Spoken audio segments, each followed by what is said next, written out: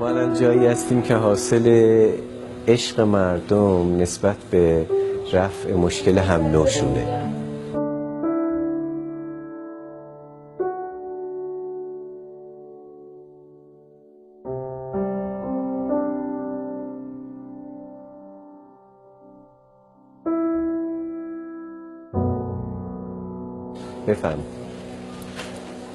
بفرمید خواهش میکنم.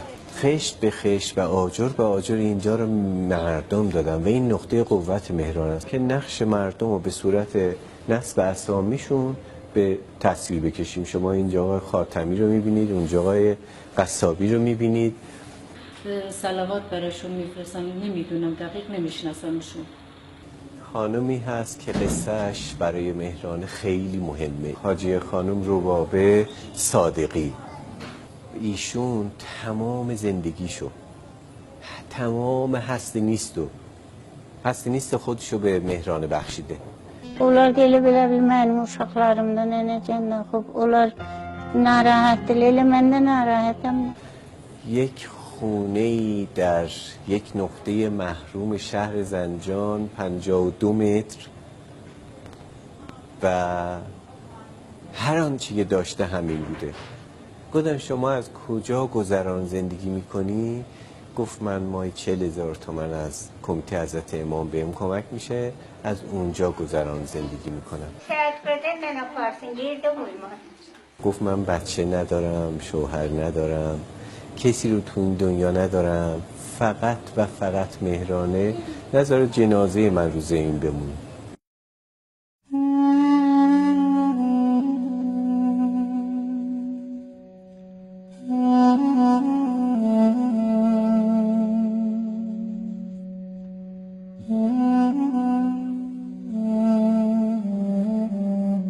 کسی که هیچکی رو نداشت تمام مسئولین شهر برای تشییع جنازه و برای مسجدش اومده بودن.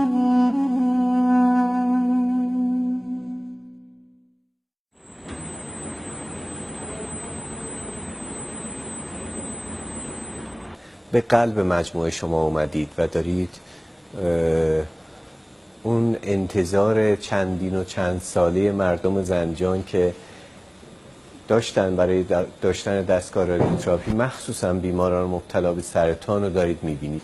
دستگاه رادیوتراپی اولمون رو با 1001 زحمت واقعا خریداری کردیم و به زنجان اومد با کمک اقشار مردم ایران.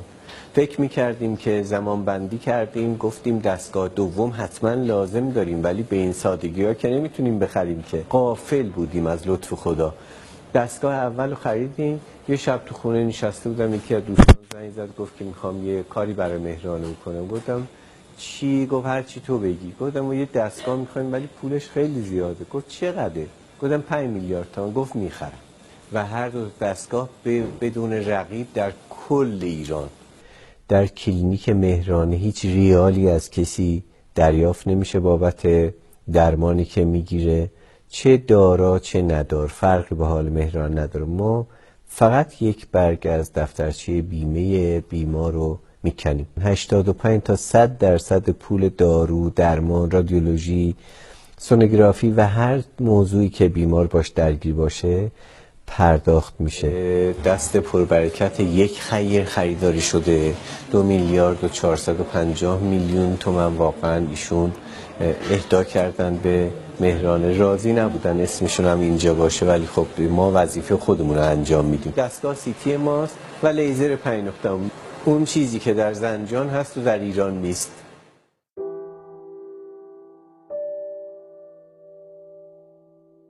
این سردیس مبارک مرحوم حاج احمد مهدوی، خدا رحمتشون بکنه، به ما دختراشون که مراجعه کردن و گفتن چی میخوایم، ما گفتیم مهمون سرا میخوایم، از ما زمین خواستن و نقشه.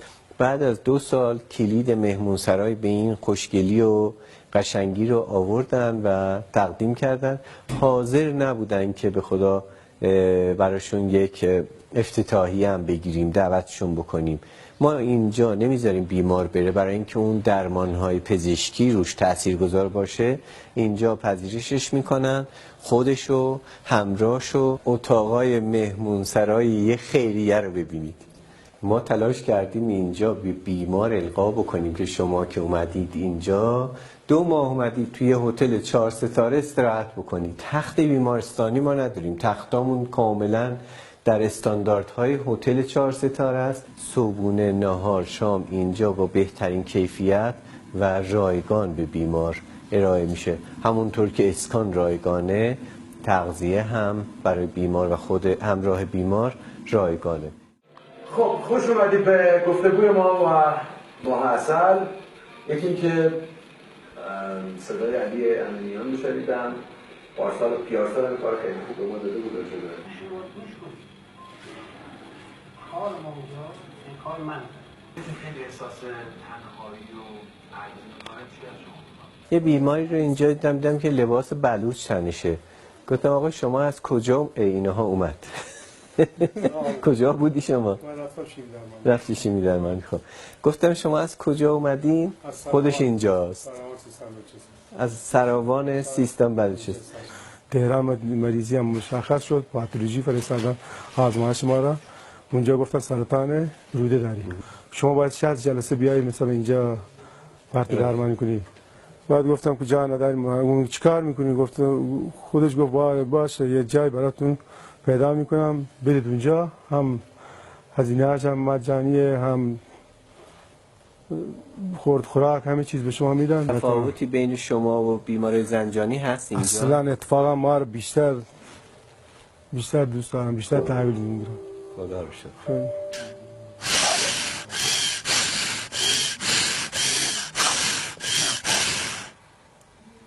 ما میگم از دارا و ندار تو کلینیک هزینه دریافت نمی کنیم.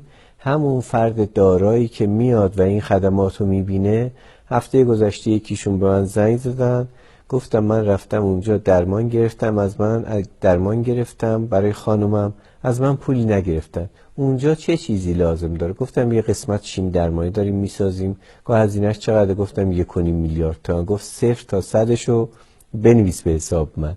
در یک مورد هم یکی از همشهریای بزرگوار ما تو تهران 70 میلیارد تومان به نام مهرانه سند زده که این میتونه نقطه عطفی باشه. باز هم برمیگردم به اون موضوع اول. همه این کمک ها رو گفتم.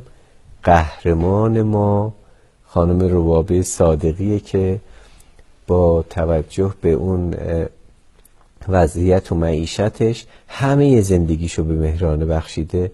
من دست تک تک خگیرین مهرانه رو میبوسم و به روح بلند خانم ربابه صادقی درود میفرستم.